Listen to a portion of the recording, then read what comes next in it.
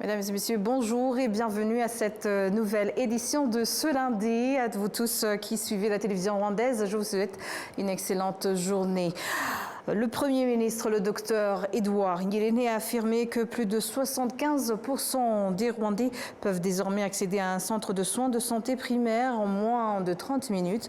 Il ajoute que le gouvernement a commencé à mettre en place des services médicaux avancés dans ces centres afin de rapprocher les services de la population. Suivez ces détails avec Patrick Niledandi.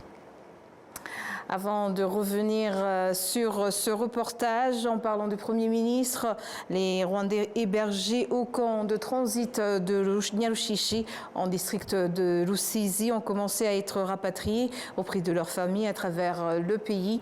Ils se disent heureux de ces retrouvailles après plusieurs années d'exil. Patrick Niledandi nous fait le point. De nombreuses familles hébergées au camp de transit de Nyarushishi, en district de Rusizi, ont commencé à être rapatriées auprès de leurs familles à travers le pays. Dans cette opération, ils sont pris en charge par les autorités compétentes. Ils se disent heureux de pouvoir retrouver leur famille. Je suis heureux de pouvoir rentrer chez moi en district de Rubavu après plusieurs années au Congo. Ici, dans ces camps de transit, nous avons été bien pris en charge. Nous mangions à notre faim. On nous a donné de quoi faire la lessive et des soins corporels. Le secrétaire permanent au ministère en charge des situations d'urgence et humanitaires, Philippe Abishuti, affirme qu'ils continueront d'être pris en charge et introduits dans divers programmes de développement.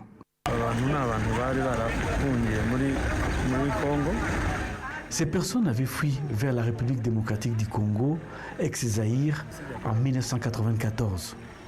Et ces derniers jours, ils ont choisi de regagner leur pays volontairement et ils viennent de passer un mois dans ces camps pour pouvoir suivre une éducation civique de base, pour comprendre ce qu'est devenu le Rwanda d'aujourd'hui, afin de pouvoir s'intégrer. Ils bénéficient de tous les soins sous différents angles dans le but de faciliter leur réintégration.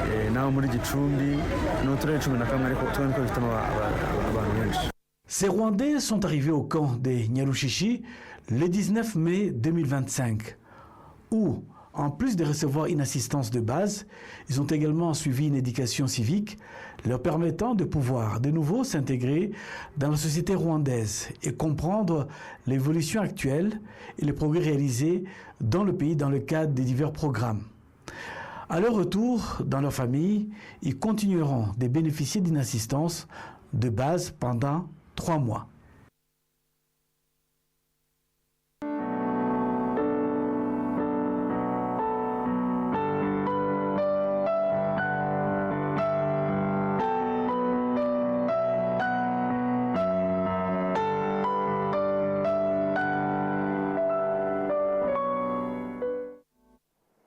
À présent, pour notre page Kwibuka, plus de 300 experts en architecture de 15 pays africains visitent le mémorial du génocide de Kigali situé à Gisozi. Cette visite s'inscrit dans le cadre de la prochaine conférence internationale de 7 jours à Kigali qui vise à échanger des idées sur le développement d'une architecture et des villes adaptées aux besoins des populations.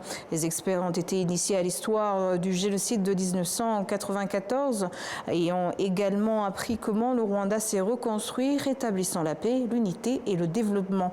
Cette visite permettra aussi aux participants de comprendre l'histoire qui a marqué le pays et de comprendre comment la sécurité, l'unité et la bonne gouvernance sont liées au développement durable dans l'architecture urbaine. Les survivants du génocide perpétré contre les Tutsis du secteur de Bukure, c'est dans le district de Gicumbi, ont apprécié le rôle des groupes d'entraide soutenus par la Manui, car c'est l'un des éléments qui continue de renforcer leur espoir de survie et leur santé physique et mentale. Il existe actuellement 12 groupes dans le secteur de Bukure qui viennent en aide aux survivants de génocide perpétré contre les Tutsis. Grâce à ces groupes, Mbabazi Donati, une survivante du secteur de Bukure, Boukoulé a fait partie de ceux qui ne se demandent pas s'il fait jour ou nuit, comme c'était le cas avant pour de nombreux survivants, en parlant de leur survie dans ce secteur. Babazi, qui fait partie d'un groupe de 300 survivants de Boukoulé, qui s'est rendu au mémorial du génocide de Nalama dans le district de Ouidjessela, ont rendu hommage aux victimes du génocide. Il s'agit d'une activité qui, selon Hitima, un agent de Dieu, vise à renforcer l'unité des habitants de ce secteur. Au mémorial du génocide de Nalama, les habitants du secteur de Boukoulé ont rendu hommage et déposé des gerbes de fleurs sur la tombe des victimes où reposent plus de 5000 victimes de génocide perpétré contre les Tutsis. Ceux qui ont quitté le camp de Nyarushishi, les Rwandais qui ont été hébergés au camp temporairement de Nyarushishi dans le district de Rusizi ont commencé à être rapatriés auprès de leurs familles à travers le pays. Ils se disent heureux.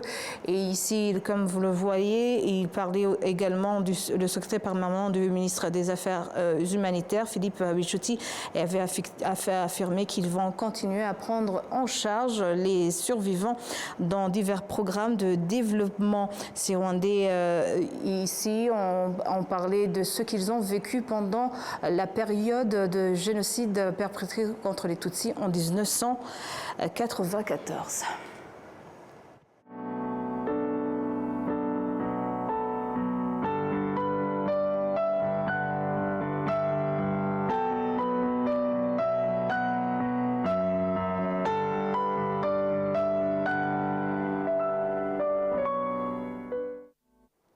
Dans le cadre de 100 jours de commémoration du génocide perpétré contre les Tutsis au Rwanda, le Centre culturel francophone a accueilli la présentation de la pièce de théâtre commémorative et de résilience intitulée « Essuie tes mains et tiens-toi debout » de l'écrivain dramaturge rwandais Jean-Marie Vianney. Suivant ce reportage.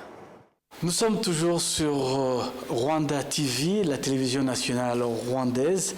L'invité de ce journal est un écrivain dramaturge qui a beaucoup écrit sur l'histoire tragique du Rwanda et il s'est spécialisé aussi pour parler à la jeunesse de ce génocide parce que la plupart des Rwandais sont nés soit juste après 1994 ou quelques années après 1994 et ne connaissent pas nécessairement l'histoire du génocide.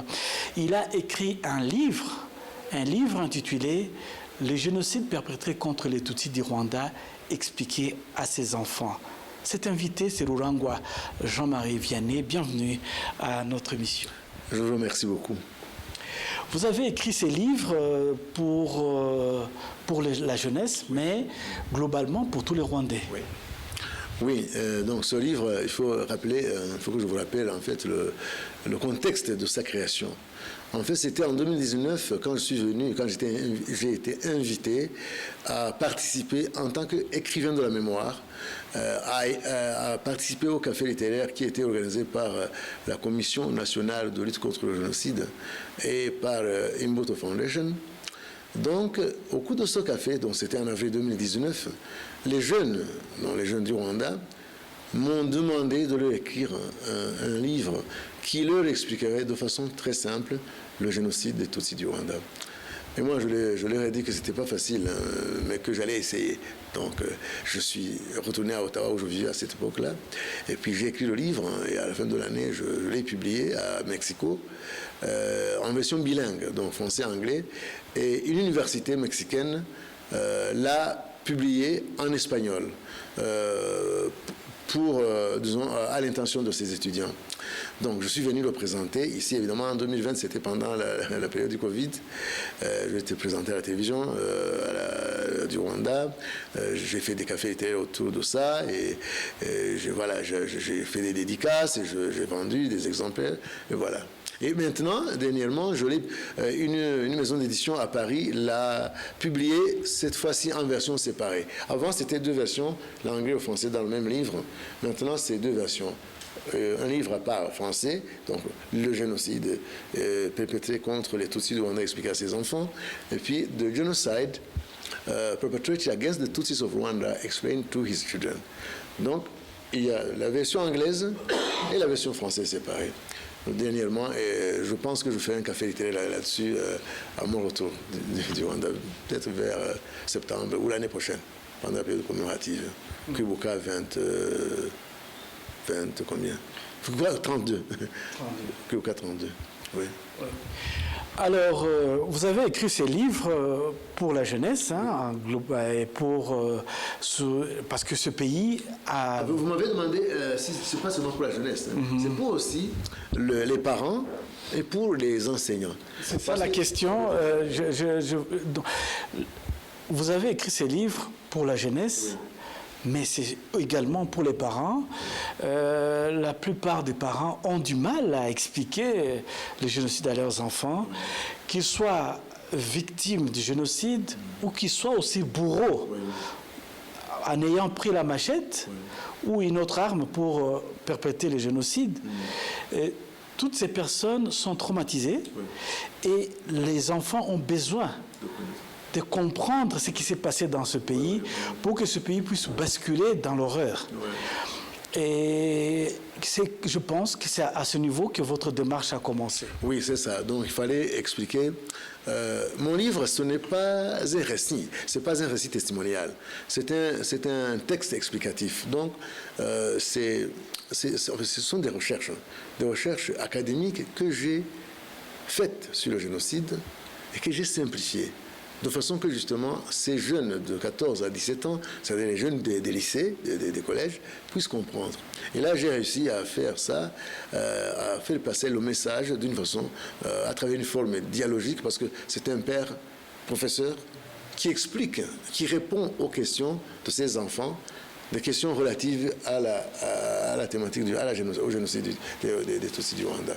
Donc, et quand je lis la rétroaction de ces jeunes, ils me disent qu'ils ont compris. Et même les parents, et même les enseignants maintenant, ils ont, c'était à Strasbourg, quand j'ai présenté le livre, et en Ardèche, et en Pologne, à Varsovie, les parents et les enseignants m'ont dit que maintenant, ils comprennent. Et ils ont des outils. Donc, mon livre leur donne des outils, en fait, pour expliquer ce qu'ils ne pouvaient pas expliquer au départ.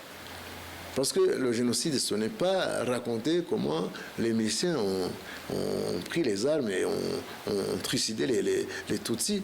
Mais c'est expliquer aussi, c'est parler, c'est dire comment justement on en est arrivé là.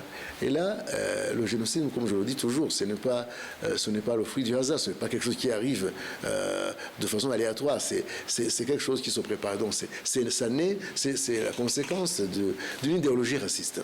Et cette idéologie raciste a des origines coloniales d'abord, et puis a été enseignée aux populations du Rwanda, Hutu principalement, depuis 1959 jusqu'en 1994, en ostracisant, en stigmatisant, en discriminant le Tutsi, considéré par les deux premières républiques comme un étranger dans son pays, un ennemi à abattre. Voilà, donc ça, on explique, et l'idéologie, parce que l'endoctrinement idéologique, c'est ça justement qui a fait que ces jeunes, les jeunes miliciens, soit enthousiastes, soit volontaires, soit animés, soit, adhèrent même avec joie. Parce qu'il faut noter un aspect qu'on appelle la théâtralisation du génocide. C'est-à-dire, non seulement on tuait des gens, mais on les tuait dans la joie. Ça, c'est ce qu'on appelle théâtralisation du génocide. C'est comme s'il jouait, c'est comme si ça lui faisait plaisir. Donc, tout ça. Parce que quand on tue l'ennemi, évidemment, on ne regrette pas. Et une fois que le Tutsi est considéré comme l'ennemi à abattre, évidemment, quand on le tue, on se fout on ne prend pas en compte de la façon dont on va le tuer, on le tue comme on veut.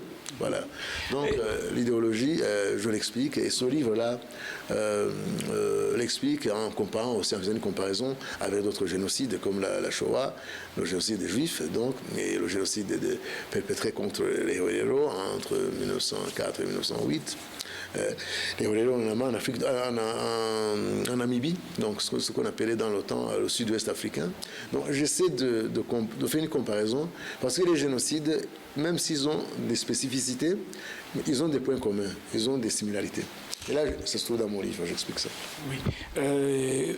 votre livre, vous l'avez donc publié depuis en 2020.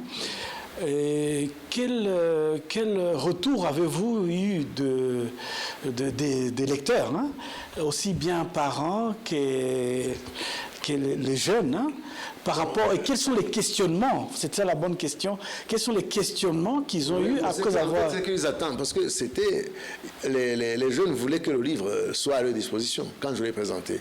Donc, franchement, j'attends à ce que les écoles, ils soient disponibles dans les écoles. Et je pense que le web, donc, comme il s'est engagé à le mettre à la disposition des écoles, je pense qu'il va le faire.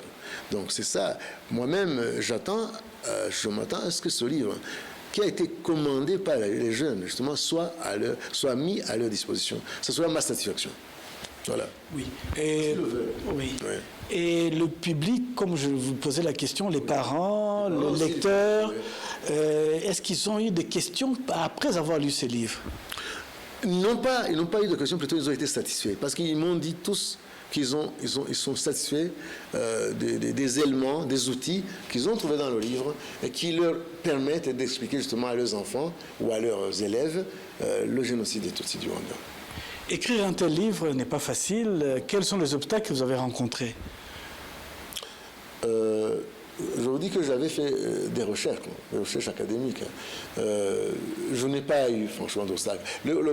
La difficulté, c'est de pouvoir trouver un éditeur. Et c'est vrai, c'est difficile parce que ça demande des moyens aussi. Sinon, la conception du livre, pour moi, c'était facile parce que c'était un domaine dans lequel je travaille depuis longtemps. Donc, concevoir ce livre, je suis dramaturge aussi, ça m'a aidé parce que le livre est conçu d'une façon théâtrale, parce que c'est dialogique. Donc, c'est un père qui cause avec ses enfants. Ça, c'est le côté dramaturgique qui est dans mon texte. Et donc, je n'ai pas eu vraiment d'obstacles, parce que c'est un sujet quand même sur lequel je travaille depuis 28 ans, 25 ans plutôt. Ouais. Et le mot de la fin, pour conclure cet échange, si vous étiez donné de transmettre un message aux parents et à la jeunesse rwandaise, hein, que ce soit ici au Rwanda ou dans la diaspora, à propos de ces livres, à propos du génocide, que diriez-vous aux parents et à la jeunesse? Je dirais à tous les parents du Rwanda, à tous les enseignants du Rwanda, de l'acheter, de le commander, pour que justement ils l'utilisent pour expliquer, pour répondre aux différentes questions qui se posaient avant et dont ils n'avaient pas les réponses. Et ces réponses justement se trouvent dans ce livre-là. Et c'est la vie même de certains parents qui l'ont lu. Donc ce n'est pas moi qui fais la publicité de mon livre, c'est la rétroaction de ceux qui l'ont lu, qu'ils soient blancs, qu'ils soient noirs, qu'ils soient africains, occidentaux. Donc tout le monde est satisfait, tout le monde voudrait que ce livre soit franchement dans les écoles du Rwanda. C'est leur vœu. Merci beaucoup Rurangwa Jean-Marie Vianney d'avoir répondu à cette invitation. Nous parlions donc de ces livres écrits pour la jeunesse rwandaise, les génocides perpétrés contre les Tutsis du Rwanda, expliqués à ses enfants. Merci à vous Rurangwa Jean-Marie Vianney. Je vous remercie aussi, M. Nidandi. Et c'est sur ces images que nous clôturons cette grande édition. Au nom de toute l'équipe qui a contribué à sa réalisation, je vous remercie. Bonne poursuite des programmes de la télévision rwandaise.